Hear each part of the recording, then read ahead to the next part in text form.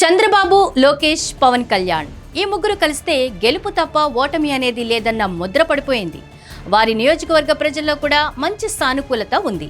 అయితే వీళ్లకి పోటీగా దిగడానికి భయపడుతుందట వైసీపీ. ఈ ముగ్గురు నియోజకవర్గాల్లో వైసీపీ నేతలు పోటీ చేయడానికి ఎవ్వరూ ముందుకు రావట్లేదట. ఎందుకలా అంటే వైసీపీకి 2019లో ఉన్నంత జోరు, దూకుడు ఇప్పుడు 2024 ఎన్నికల ఫలితాల తర్వాత కనిపించడం లేదు. దానికి కారణం మారిన రాజకీయ పరిణామాలు. ఏకంగా 3 పెద్ద పార్టీలు కూటమిగా కలిసికట్టుగా జట్టు కట్టి ముందుకొస్తే వైసీపీకి భారీ పరాజయం ఎదురైంది.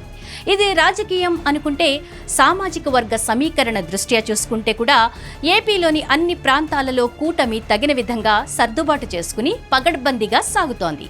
ఇవన్నీ పక్కన పెడితే కూటమి అగ్రనేతల కీలక నియోజకవర్గాలను టచ్ చేసేందుకు వైసీపీ నేతలు ఇష్టపడడం లేదు అని అంటున్నారు. మంగళగిరిలో నారా లోకేష్ అయినా, కుప్పంలో చంద్రబాబు అయినా, పిఠాపురంలో పవన్ కళ్యాణ్ అయినా తన సొంత నియోజకవర్గాలను కంచు కోటలుగా మార్చుకున్నారు. దాంతో అక్కడ వైసీపీ తేలిపోతోంది. 2024లోని దారుణమైన రిజల్ట్స్ చూసిన తరువాత ఇక 2029 ఎన్నికల్లో పోటీకి ఎవరు సుముఖంగా లేరని అంటున్నారు. ఎందుకంటే కూటమి అగ్రనేతల నియోజకవర్గాల్లో పోటీ అన్నది నామకే వాస్తే అవుతుందని రిజల్ట్స్ ముందే తెలిసి బరిలోకి దిగడమే వేస్ట్ అన్నట్లుగా భావిస్తున్నారట. అలాంటప్పుడు పోటీ చేసి ఓడిపోయే కన్నా చెయ్యకుండా సైలెంట్గా ఉండడమే మంచిదని అనుకుంటున్నారట. ఇక 2024 ఎన్నికల్లో ఏకంగా కాకినాడ ఎంపీ సీటుని వదులుకుని మరీ పిఠాపురం నుంచి ఎమ్మెల్యేగా పోటీకి దిగిన వంగ గీతా సంగతి అయితే చెప్పనక్కర్లేదు. పిఠాపురంలో భారీ ఓటమి తర్వాత అంత యాక్టివ్గా లేరని అంటున్నారు.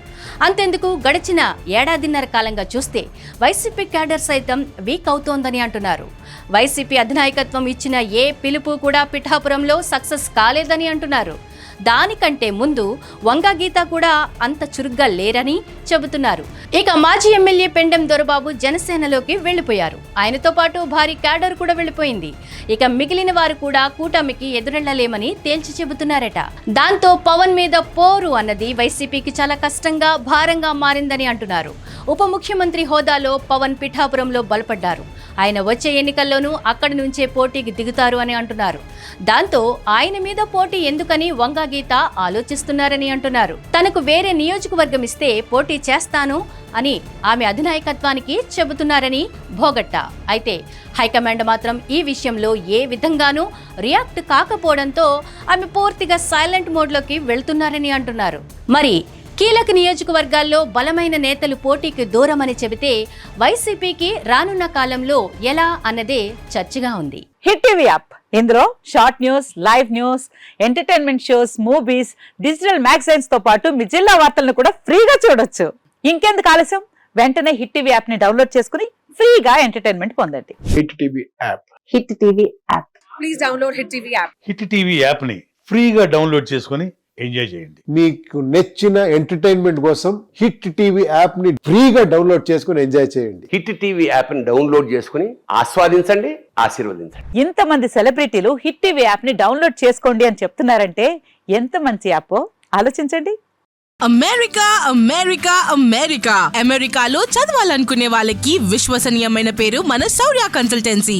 UK లో 1 year masters, UK లో 1 year masters, 2 years work permit up to 5 years visa. Contact Saurya Consultancy. Contact 89851 89851.